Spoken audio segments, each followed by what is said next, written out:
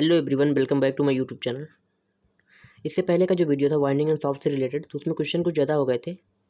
उसी का पार्ट 2 चल रहा है। क्वेश्चन नंबर 46 है, किसी खान में सॉफ्ट की गहराई कितनी से अधिक होने पर प्रत्येक बकेट या अन्य वाहन के लिए एक सेफ्टी हुक लगाया जाएगा। तो इसका आंसर है 45 मीटर। क्वेश्चन नंबर 47 है,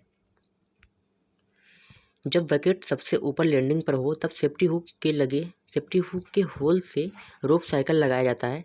उसमें डिटैचिंग बेल या प्लेट के बीच चलने के लिए साफ दूरी कितना से कम नहीं होना चाहिए। इसका आंसर है 3.6 मीटर।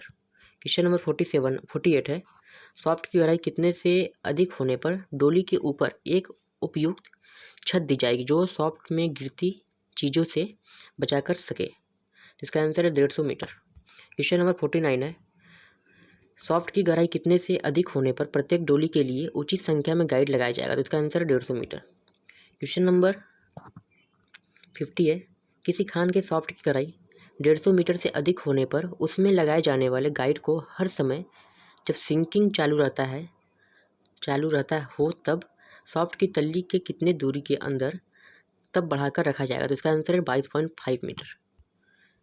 क्वेश्चन नंबर 51 है, किसी खान के सॉफ्ट की गहराई 150 मीटर से कम रहने पर गाइड लगाने का लिखित आदेश कौन दे सकता है। तो इसका आंसर है रीजनल इंस्पेक्टर। क्वेश्चन नंबर 52 है, पिट टॉप और पिट बॉटम के बीच स्पष्ट और निश्चित संकेत आदान प्रदान के लिए कितने अलग अलग साधन की व्यवस्था रखा जाएगा। तो इसका आंसर है 2। क्वेश्चन नंबर 53 है, किसी खान में सिग्नल देने के लिए रखे साधन की जांच किसी सक्षम व्यक्ति द्वारा कितने समय अंतराल में की जाएगी। तो इसका आंसर है 24 घंटे में। क्वेश्चन नंबर 55 है, सॉफ्ट की गहराई कितने से अधिक होने पर सॉफ्ट की तल्ली पर काम करने वालों के पर्याप्त बचाव के लिए एक संरक्षक छत दी जाएगी। तो इसका आंसर है 45 मीटर। क्वेश्चन नंबर 55 है, सिंकिंग कार्य चालू करते समय बकेट या अन्य वाहन को सॉफ्ट की तल्ली के कितने दूरी के अंदर तक लोअर करके रखा जाएगा। तो इसका आंसर है 22.5 मीटर। क्वेश्चन नंबर 56 है, जहाँ गाइड लगाए जाते हैं क्या वहाँ बकेट या अन्य वाहन को सॉफ्ट की तल्ली से तेज़ी से उठाया जाएगा। तो इसका आंसर है नहीं। क्वेश्चन नंबर 57 है, कितने से अधिक गहरे सिंकिंग सॉफ्ट में प्रत्येक वाइंडिंग रस्सा ठंडी अवस्था में खींचे गए स्टील की तारों का बना हुआ होगा। तो इसका आंसर है 30 मीटर। क्वेश्चन नंबर 58 है, क्या वाइंडिंग रस्से की तारों की मोटाई वाइंडिंग व्यवस्था के ड्रम पुल्ली और सीव के व्यास के अनुरूप होगी। तो इसका आंसर है हाँ। क्वेश्चन नंबर 59 है, क्या जोड़ वाला रस्सा वाइंडिंग के काम में उपयोग किया जा सकता है। तो इसका आंसर है नहीं। क्वेश्चन नंबर 60 है, वाइंडिंग में रस्से का ब्रेकिंग लोड कहीं पर भी रस्से से लटके हुए स्थित लोड कितने से कम होने पर उस रस्से को काम में नहीं लगाया जाएगा। तो इसका आंसर है 10 गुना। क्वेश्चन नंबर 61 है, यदि किसी रस्से को ब्रेकिंग लोड या टेस्ट सर्टिफिकेट न हो तो रस्से के कैंपिंग लगे छोर से कम कितना लंबा टुकड़ा काटकर टेस्ट कराने के बाद काम में लिया जाएगा। तो इसका आंसर है 3 मीटर। इसका आंसर 3 मीटर। क्वेश्चन नंबर 62 है, क्या ऐसे किसी रस्से को काम में लिया जा सकता है जिसका ब्रेकिंग लोड का टेस्ट नहीं किया गया हो। इसका आंसर है नहीं। क्वेश्चन नंबर 63 है, कितने से अधिक दिनों तक प्रयोग किया गया रस्सा वाइंडिंग के लिए काम में नहीं लिया जाएगा। तो इसका आंसर है 3.5 साल। क्वेश्चन नंबर 64 है, 3.5 वर्ष तक उपयोग किया हुआ रस्सा को किसके लिखित आदेश के बाद अधिक समय तक काम में लाया जा सकता है। तो इसका आंसर है रीजनल इंस्पेक्टर। क्वेश्चन नंबर 65 है, यदि 3.5 वर्ष की अवधि खत्म होने से पहले ही किसी सॉफ्ट में प्रयोग करना असुरक्षित हो तो किसके लिखित आदेश से रस्से का प्रयोग बंद करना होगा। तो इसका answer regional inspector. Question number 66 है, किसी रीजनल इंस्पेक्टर 3.5 वर्ष की अवधि खत्म होने से पहले लिखित आदेश देकर प्रयोग में मना करता है तो ऐसे आदेश के विरुद्ध अपील किसके पास की जा सकती है। जिसका आंसर है चीफ इंस्पेक्टर। क्वेश्चन नंबर 67 है, किसी ऐसे प्रकार का कैंपिंग काम में नहीं लिया जाएगा जिसका अधिकतम स्थिर लोड के कितने गुने को सहन करने में असफल रहता है। इसका आंसर है 10 गुना। क्वेश्चन नंबर 68 है, यदि श्वेत धातु के प्रयोग से रस्सा कैंपिंग किया जाता है तो सॉकेट के ढालू भाग के कितना लंबाई तक के रस्से के रस्से के व्यास के 6.5 गुने से कम नहीं होगी, जिसका आंसर है 26 mm। क्वेश्चन नंबर 69 है, यदि रस्सा कैंपिंग करने के लिए श्वेत धातु का प्रयोग किया जाता है तो सॉकेट के तिरछा भाग की लंबाई 26 mm तक के रस्से के व्यास के कितने गुने से कम नहीं होगा, तो इसका आंसर है 6.5 गुना। क्वेश्चन नंबर 70 है, यदि रस्सा कैंपिंग करने के लिए श्वेत धातु का प्रयोग किया जाता है तो 26 mm से अधिक व्यास के रस्से में रस्से के व्यास के कितने गुने से कम नहीं होगा, तो इसका आंसर है 7.5 गुना।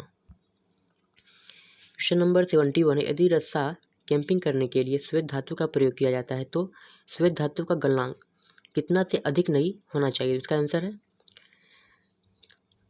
300 degree Celsius. Question number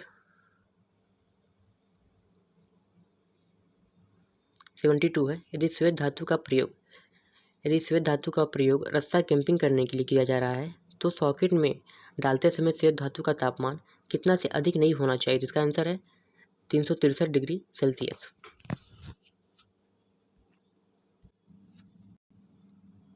question number 73 है, यदि रस्सा कैंपिंग करने के लिए श्वेत धातु के काम में लिया जाता है तो सॉकेट में श्वेत धातु डालने से पहले सॉकेट को लगभग कितना गर्म कर लिया जाएगा, तो इसका आंसर है 100 डिग्री सेल्सियस। क्वेश्चन नंबर 74 है, स्पेशल गियर के सभी भाग किसके द्वारा अनुमोदित प्रकार के होते हैं, इसका आंसर है चीफ इंस्पेक्टर। क्वेश्चन नंबर 75 है, स्पेशल गियर के सभी भाग अधिक से अधिक कितने समय तक काम में लिया जा सकता है, तो इसका आंसर है 6 वर्ष। क्वेश्चन नंबर 76 है, स्पेशल गियर के सब भाग 6 वर्ष की अवधि समाप्त होने के बाद किसके लिखित इजाज़त के बाद काम में लिया जा सकता है, तो इसका आंसर है चीफ इंस्पेक्टर। क्वेश्चन नंबर 77 है, स्पेशल गियर के सभी भागों का फैक्टर ऑफ सेफ्टी कम से कम कितना होना चाहिए, तो इसका आंसर है 10। स्पेशल गियर के सभी भागों का फैक्टर ऑफ सेफ्टी कम से कम कितना होना चाहिए, तो इसका आंसर है 10। क्वेश्चन नंबर 78 है, खान में डोली या अन्य वाहन के बीच के स्पेशल गियर के सब भाग कितने समय में एक बार अलग अलग खोल कर साफ किया जाएगा, तो इसका आंसर है 6 महीना। क्वेश्चन नंबर 79 है, खान के सिंकिंग सॉफ्ट में काम आने वाला सेफ्टी हुक कितने समय में कम से कम एक बार अलग निकाल कर साफ किया जाएगा, तो इसका आंसर है 8 दिन। क्वेश्चन नंबर 80 है, सेफ्टी हुक के लिए बनाए गए बेल या प्लेट की जांच कम से कम कितने दिनों में की जाएगी, तो इसका आंसर है 30 दिन। क्वेश्चन नंबर 81 है, कितने दिनों में कम से कम एक बार बेल या प्लेट को होल केपलर या गेज से नाप कर देखा जाएगा, तो इसका आंसर है 30 दिन। क्वेश्चन नंबर 82 है, स्पेशल गियर के सभी भागों की जांच में दोष मिलने पर इसकी सूचना रीजनल इंस्पेक्टर को कितने समय के अंदर दी जाएगी, तो इसका आंसर तत्काल। क्वेश्चन नंबर 83 है, वाइंडिंग रस्से का ड्रम से संबंध की जांच किसी सक्षम व्यक्ति द्वारा कितने समय में कम से कम एक बार किया जाएगा, तो इसका आंसर है 24 घंटे। क्वेश्चन नंबर 84 है, डेप्थ इंडिकेटर की जांच कितने समय में कम से कम एक बार किया जाएगा, तो इसका आंसर है 24 घंटे। क्वेश्चन नंबर 85 है, स्पेशल गियर का प्रत्येक भाग की जांच कितने समय अंतराल में किया जाएगा, तो इसका आंसर है 24 घंटे। क्वेश्चन नंबर 86 है, वाइंडिंग उपकरण का प्रत्येक बाहरी भाग जिसके कार्य पर व्यक्तियों की सुरक्षा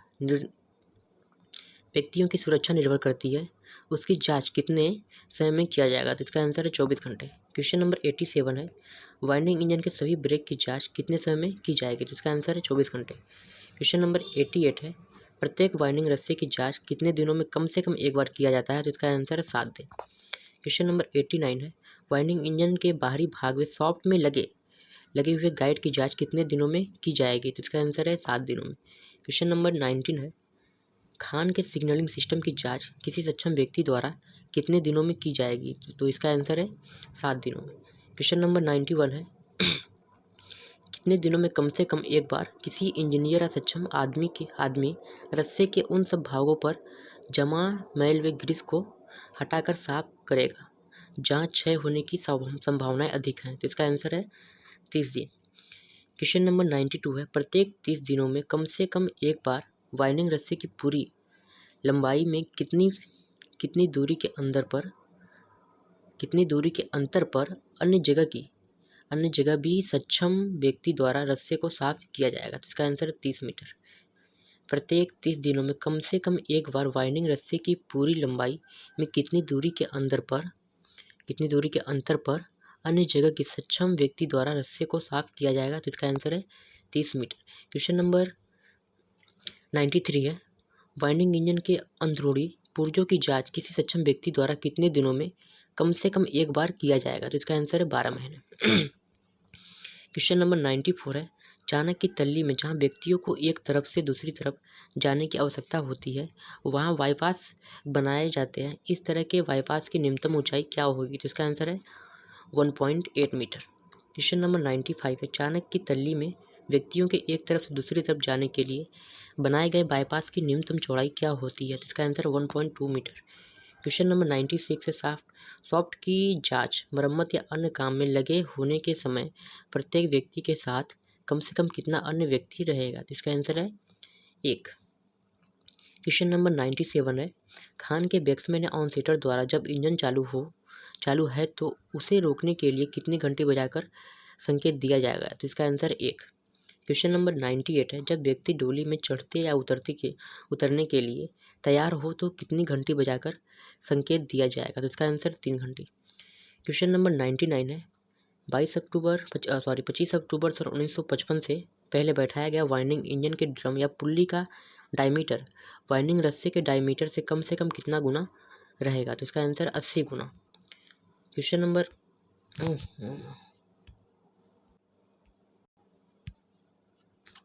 नंबर आपका 100 है, 25 अक्टूबर 1955 के बाद बैठाया गया वाइंडिंग इंजन के ड्रम या पुल्ली का डायमीटर वाइंडिंग रस्से के डायमीटर का कम से कम कितना गुना रहेगा। तो इसका आंसर है 100 गुना। क्वेश्चन नंबर 101 है आपका, केज या पीट बॉटम पर रहती है तब केज के छत रूप और प्रोटेक्टिव रूप के बीच अधिक से अधिक कितना खाली जगह रहेगा। तो इसका आंसर है 15 सेंटीमीटर। क्वेश्चन नंबर आपका 102 है, प्रत्येक सॉफ्ट जिसमें ओवर स्पीड एवं ओवर वाइंडिंग को रोकने के लिए ऑटोमेटिक कंट्रीवेंस लगाया गया है तब ऑटोमेटिक कंट्रीवेंस पीट बॉटम या किसी परमानेंट लैंडिंग पर केज उतरते समय केज की गति को कितना रखा जाएगा। तो इसका आंसर है 1.5 मीटर प्रति सेकंड से अधिक नहीं होने देंगे। क्वेश्चन नंबर 103 है, जब केज या अन्य वाहन सॉफ्ट के ऊपर अपनी साधारण स्थिति में रुका है तब रोप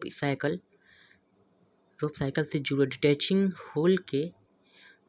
हुक के होल से डिटैचिंग प्लेट के बीच की दूरी गियर वाला इंजन होने पर कम से कम कितनी होगी। तो इसका आंसर 1.8 मीटर प्रति सेकंड ms। क्वेश्चन नंबर 104 है, जब किसी नए वाइंडिंग अवस्था में आदमी को लोड हावी करने का इरादा किया जाता है तो मालिक, एजेंट या मैनेजर ऐसे करने में कम से कम कितने दिन पहले रीजनल इंस्पेक्टर या चीफ इंस्पेक्टर को नोटिस देगा। तो इसका आंसर है 60 दिन। क्वेश्चन नंबर 105 है आपका, जब सॉफ्ट की गहराई 150 मीटर से अधिक है तब सिग्नल देने के लिए कितना सिग्नल सिस्टम रहेगा। तो इसका आंसर है 2।